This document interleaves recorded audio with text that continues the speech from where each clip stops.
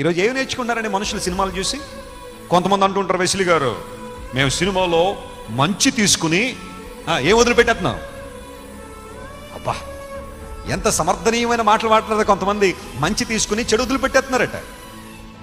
ఒక ఆయన ఇలాగే నన్ను అడిగాడు. నేను అన్నాను, మిత్రమా ఒక మాట విను, ఒక మురికి గోతులో కాలు పెట్టి మురికి అంటకుండా కాలు బడి తీయగలవా అని అడిగాను. జరగదండి అన్నాడు. అది కూడా అంతే అన్నా. నువ్వు కాలు పెడుతుందే మురికి గోతులో అయినప్పుడు నాకు మురికి అంటుకోకుండా కాలు బయట తీస్తానంటే బుద్ధిహీనతే తప్ప అది వాస్తవం కాదు.